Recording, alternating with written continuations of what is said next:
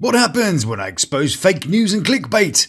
We find that Jenny didn't have a stroke and I have the receipts. And does Dylan have mummy issues? To answer this and many more questions, allow me to take us back to the beginning. Hello and welcome to Lawd Lukan. It's time to sort the issues from the fake news as we dive into another episode of 90 Day Fiance the Other Way. On today's show, we debunk Madeleine's pregnancy and her new man, and also the rumours about Jenny's stroke. And it is all a complete f***ing lie. Dylan's mum gives us a lesson in Tasmanian. Whoops, that's a bit big. Manon gives us a lesson in French. Stop assuming that I'm a bitch. And Anthony gives us a lesson in love. A sex dungeon. All this and more right here on the Lawd Lukan channel. You like to manipulate, influence and control me, and when I speak to her, you feel like she's, taking that away from you. Good day, bon après-midi and buncha to you. Big loves to those who've subscribed, you beautiful people, and a spoonful of Tasmanian leatherwood honey for the lords and ladies of the Lukan Manor. Well then, mon petit pois, I do hope you packed a towel and a clean set of undies, because we're off for another worldly, whirlwindy tour of this little blue planet of ours.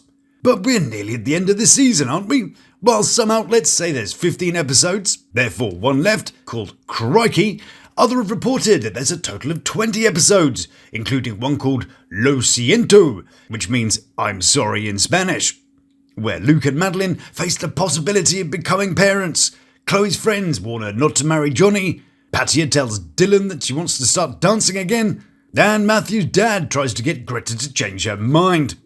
Other things we might have read include the things that we might have seen in the socials recently about some of our cast members. Madeleine, aka Gelfling, aka Jar Jar Binks' sister, for example. One publication even posted how she has soft launched her new man, like this article. Madeleine soft launches her new man. Adrian, apparently. Ooh, a new man, huh? Well, let's take a look, shall we? Well, I've got to say there's something a little, maybe it's just because he's so well kept. Let's check out this video.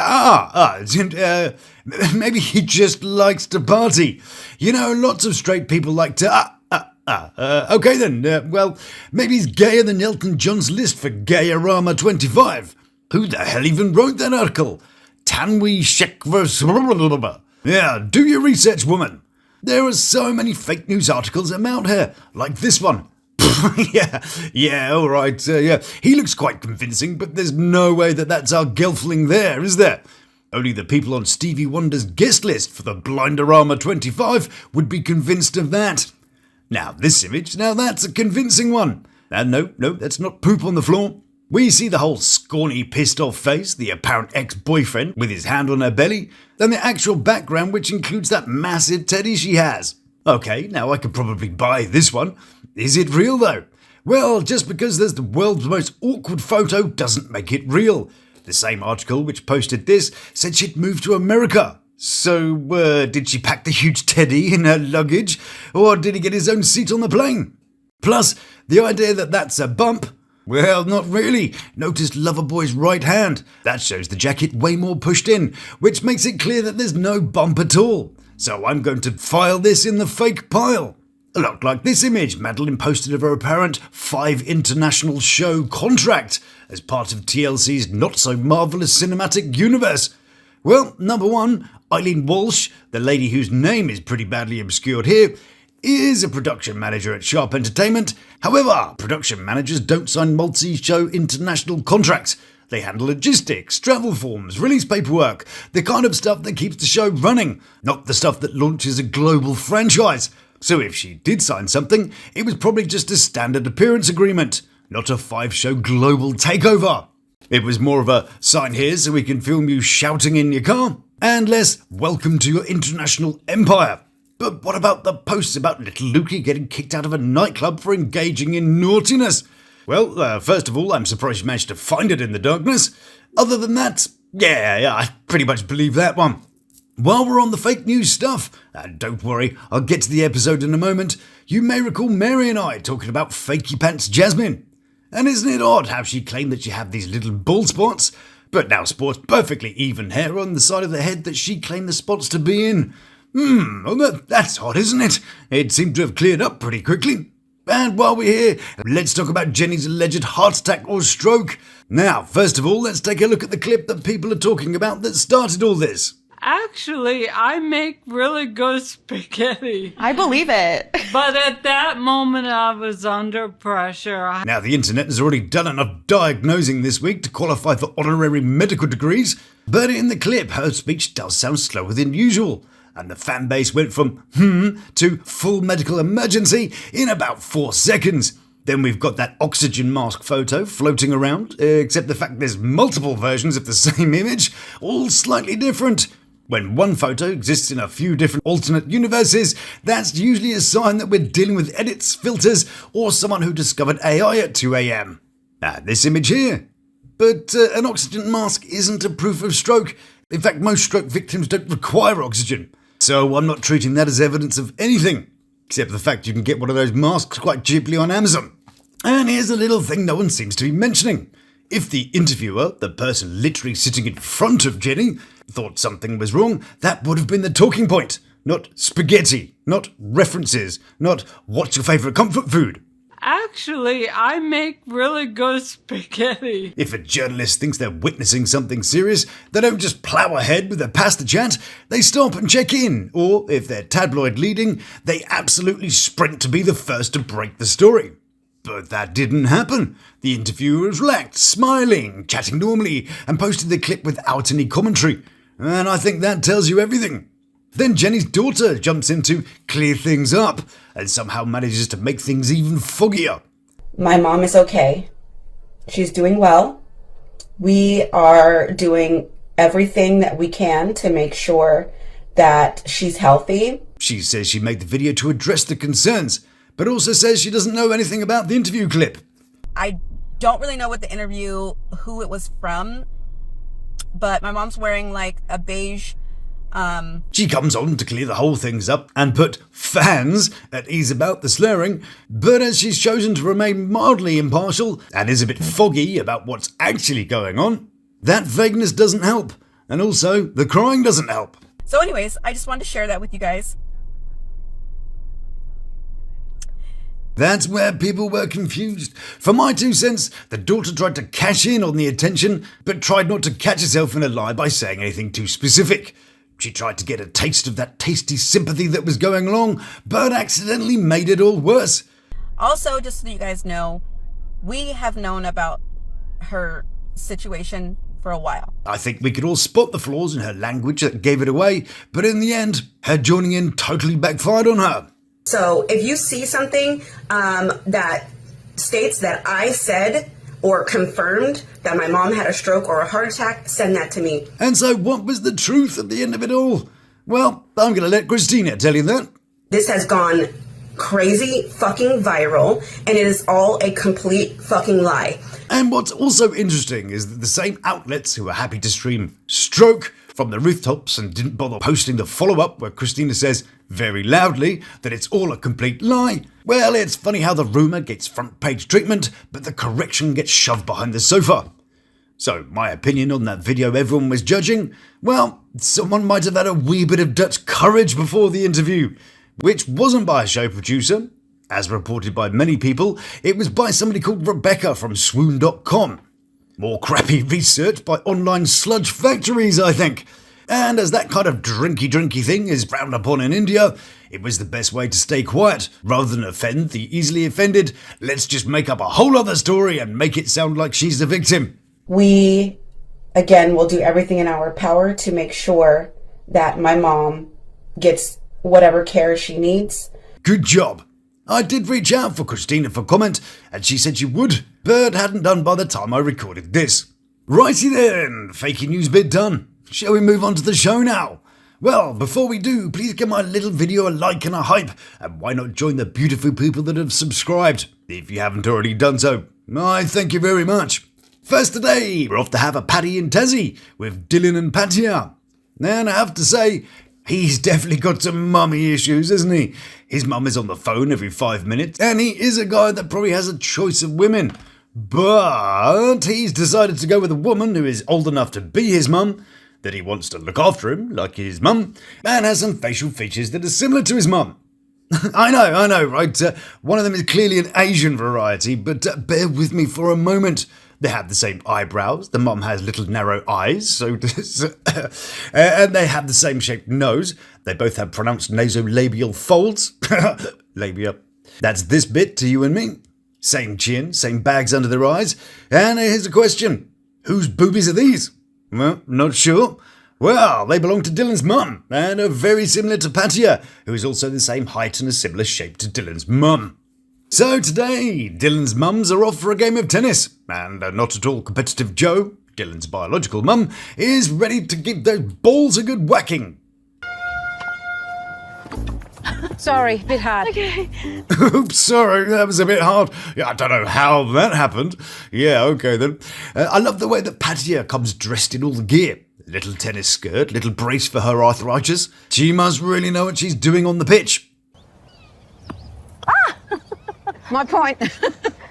Okay, well maybe that was a one-off. How about, maybe not. Well, let's just settle in for Pattiya's guide to how to be crap at tennis. To music. Whoop, that's a bit. Okay. Whoop, Okay. whoop. My point. Whoop, Okay. whoop, that's a bit Sorry. big. Bit hard. Bit hard. I suck. Bit hard. Whoop, that's a bit big. Okay. And now it's time for Disingenuous Statement of the Week. Disingenuous statement of the week. Well, thank you for inviting me out here to play tennis with you today. Disingenuous statement of the week. Good job. And it's here that Pattiya managed to display her firm grasp of balls. A firm grasp of people skills. Yes. Now we can probably all spot that she's been told to have this conversation by the script manager, so she kicks off the pleasantries by reminding Dylan's mum that she hates her and didn't want to move anywhere near her. So she asks Jo how she felt about that. Even though you knew I hated you and wanted nothing to do with you. And I'm not sure who's the bad guy in this scene. At first I thought it was supposed to be Jo, who was playing the interfering mum character.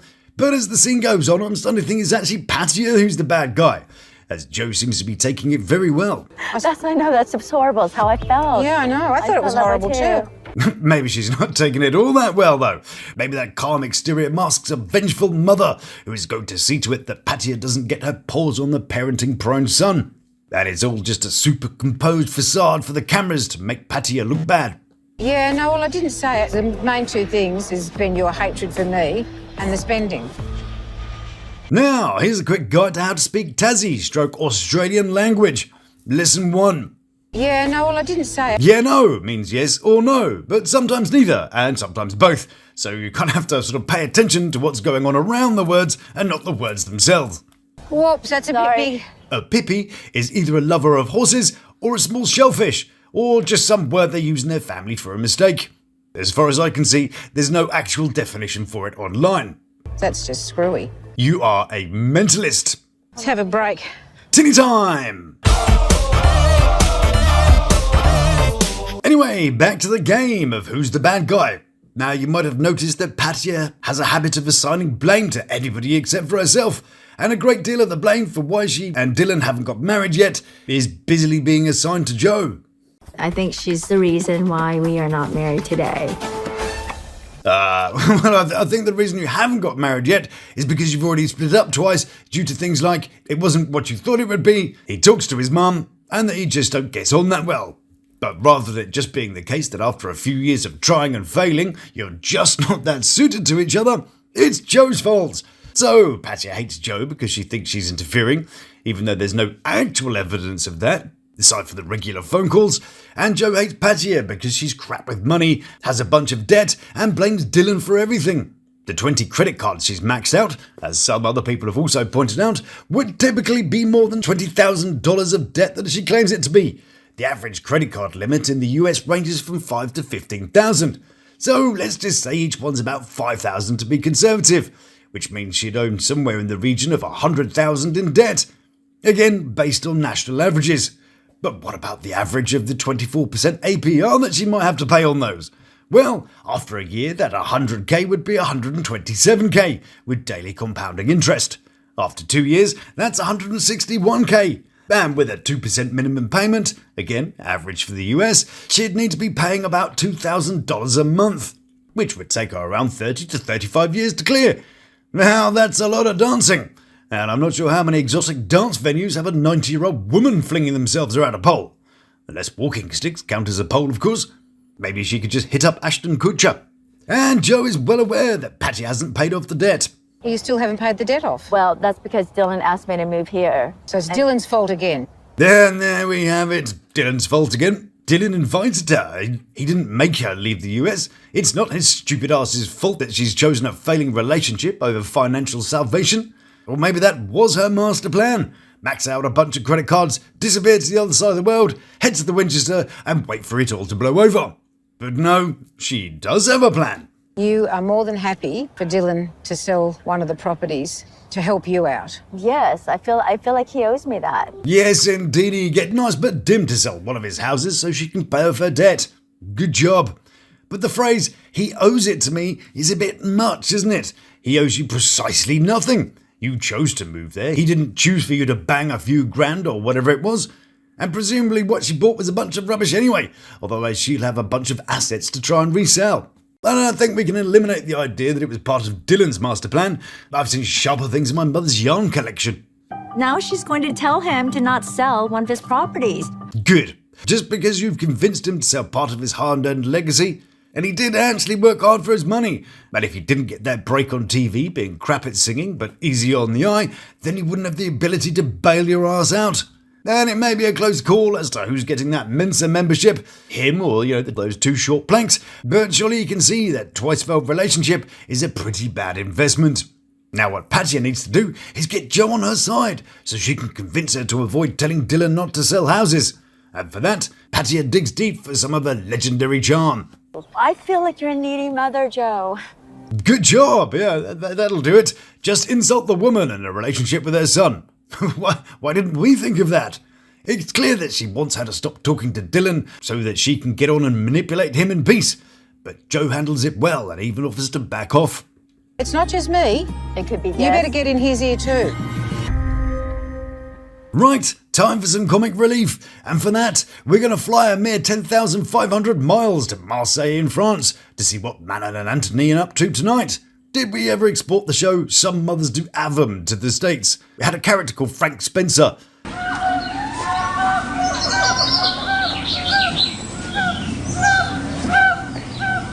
The monkeys. He tried to please people around him but always failed. A bit like poor Anthony, really. He's always trying to please the unpleasable Manon, but invariably ends up making things worse. So last week he thought being a mime was a good idea. The week before that it was a trip to the farm to milk goats. So hopefully he's learned that all this trip planning isn't his strong point. So tonight I have a romantic getaway plan. If it's got anything to do with goats or acting like you're stuck in a glass box, I'm out. But you know what's worse than having the amazing Anthony choosing your date? Having to travel in a car with unresolved issues and a woman that's colder than Frosty the Snowman's chili bits. So what you want to say about this afternoon? There's nothing to say. We're on the same page. We got it. We're good. Ah, now did you see what he did wrong there? He stupidly thought that he could declare the argument over and it would all be okay. No, mon chéri. What a mistake to make. It's not over till the big, beautiful lady sings. Every man knows that an argument isn't truly over because he'll get reminded of it several years down the road. A woman's argument memory is a lot like a history book. It stays on the shelf, and it may get covered in dust, but it's always there for reference. A man's argument memory is a lot like his email inbox. There's like 1,000 different things in there, and he has no idea what half of them are. And what monumental thing is the issue today? Well, Anthony made the mistake of coupling annoying with his sense of humour. Manon wanted to go shopping, again, but had forgotten her purse, and as they're supposed to be saving money for a house so they can stop sharing their bed in their parents' house with their son, Anthony thought it'd be a genius idea to pretend he'd forgotten his wallet too. Okay, well, not so bad. But as they were leaving the shop, he produced his wallet and said, check this out, I'm only joking. Really? Yes, really. Stop assuming that I'm a bitch. So, what do you think that face says? My guess is that he's thinking, am I assuming, or are you demonstrating, or that he wished he had that button fitted again? What do you assume that I am such a monster? You're sabotaging me all the time. He's probably also thinking, damn, I booked us into this sweet hotel, tried to please my woman for the 50th time, and I was hoping for a bit of whoops, there goes the neighbourhood. But instead he's busy getting his brows and other parts of his body beaten. I just, I'm trying to be smart about everything. Alright now, let's not get carried away. All that thinking you do has got you here, so far. And the only person who thought that was a good idea was, no, I'm sure I can think of someone. Yes, Thomas Midgley Jr. He probably thought it was a great idea. Who's Thomas Superbrain Midgley? Well, he had some great ideas. First he came up with leaded petrol and accidentally poisoned millions of people. Then he thought, I know, for my next trick, I'm going to invent some stuff to keep my fridge cool. So he invented CFCs and, sort of broke the ozone layer. Then as he got older, he got polio and needed some help to get into the bath. So he came up with a bunch of pulleys and ropes to help him do it, but accidentally strangled himself with it one morning in 1944. Good job. So yeah, he'd probably think this was a great idea. We tried to move away from these problems moving here, and they've just followed us from LA. What? No way! You moved away and somehow your problems followed you? We all thought the problems were sort of kind of geographic. Everyone knows you just head to the Winchester and wait for it all to blow over. War? Winchester. Disease? Winchester. Domestic problems? Winchester. Damn it. So the Manononster starts wailing on and on. You just don't care about saving us then. You just don't care about me, period. Oh, so you think I should spend less money because we're saving? That means you don't care about me. Oh, so you don't want me to get my nails done? That means you don't care about our relationship. Oh, so you think... Next we cut to a couple of guys getting a good blow. See? Ooh, look at that craftsmanship. Some poor person has to be disappointed when someone pulls that out of their luggage. Surprise, I bought you a gift for my holiday. Oh yeah, cheers. It's a glass fish. Nice, just what I never wanted. And then you gotta put that shit on your shelf whenever the person comes to visit and pretend you like it. But oh no, double disappointment. It's a Johny and Who Cares segment. Nightmare. Well, before I skip, let's just take in this moment of geniosity going on. Don't touch it, Chloe. No, let her poke the cactus. That'll learn her. But before we skip this scene, men in short sleeve shirts. There is what I call the traffic light of wearing shirts for men. Shirts with the sleeves rolled up, green light. Now you're looking busy and sexy at the same time. Shirts with the sleeve rolled down, amber. Either someone else runs your life, or you're an accountant, or both. Or maybe you just work for Microsoft. Developers. Ugh. Short sleeve shirts, red light. No one looks good in a short sleeve shirt. Yes, it may be Hawaiian. Sure, you can try and make it look fine by wearing it open, but like Johny here, it always seems to give you that Ian Jury kind of physique. Hit me with your rhythm stick. There are some exceptions, of course. Baseball shirts, polo tops, and Latin gangsters. They all get an honorary green light. But people who wear short-sleeve shirts with the sleeves rolled up, half the buttons undone, no socks, slip-on shoes, and skin-tight trousers, there's a special place in hell for those.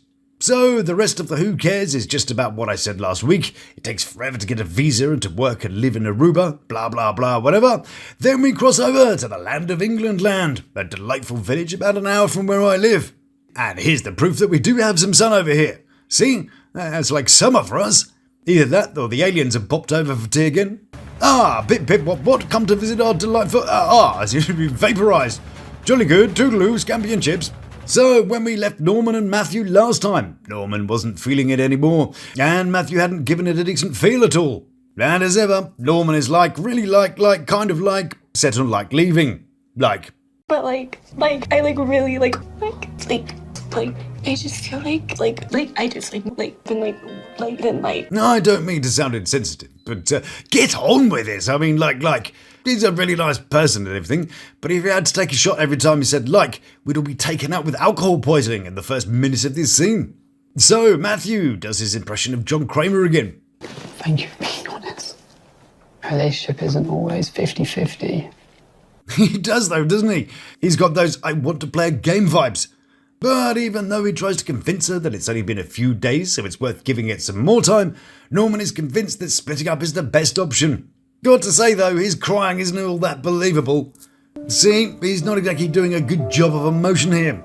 I know that he's a Brit and we only cry when our crumpets go cold, but he could have put a bit of effort in, couldn't he? Poke himself in the eye with that awful vegan pie she made or something. But it's actually quite sad when she gives him the ring back. Greta is always chasing a thrill in life. Really? The thrill of a vegan financier who lives in the world's most boring town in England? Whoa, steady on there. Anyway, that's enough of them for now. Let's go check out what's happening in France with Manon and Anthony. And joy of joys, they've arrived at the hotel room, and Manon is thrilled about it. What the is this? Welcome to Love Room's Evasion Duo in the Promenade Georges Pompidou in Marseille.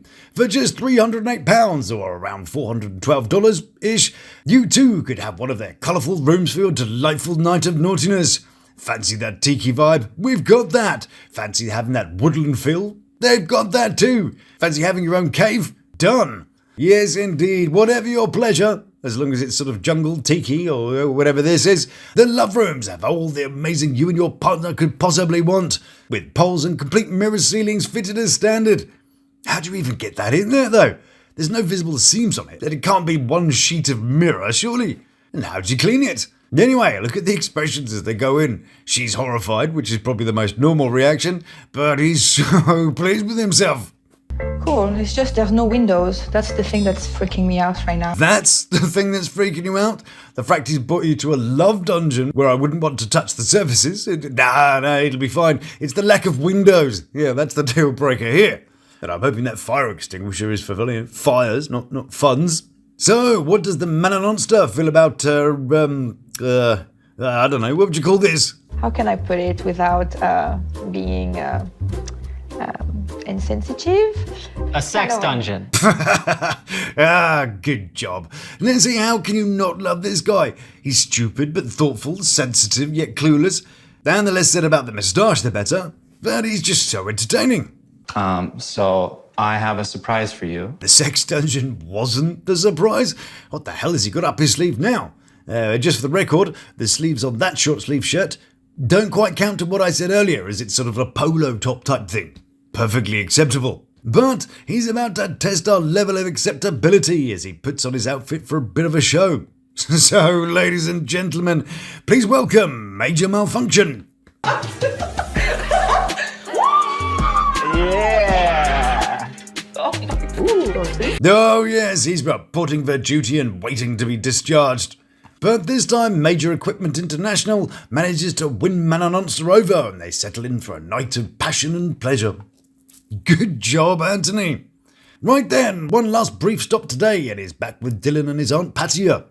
Now, after a less than successful tennis match with Dylan's mum, Pattiya tells Dylan that she wants him to talk to his mum less, and it doesn't go down well. In fact, it causes Dylan to bring out the old truth bazooka. Why don't you worry about your $20,000 debt that you have? Yeah, go on, Dylan. Take it to the woman. Like I said, he might be nice but dim, but he does see things with a certain level of clarity. He's not blind to exactly what I was saying earlier, that it suits Pattiya to stop the thing that might stand in her way of being able to direct Dylan's decision-making. You like to manipulate, influence and control me, and when I speak to her, you feel like she's, taking that away from you. Good man. So that brings us to the close for today's episode. And what did we learn, boys and girls? Well, sometimes the hardest part of growing is realizing that not everything we hear deserves to be believed, and that not every person we hold on to deserves to be carried with us forever. Letting go isn't a failure, it's more of an act of honesty. It's choosing to step out of the stories we've told ourselves and into the truth of who we're becoming.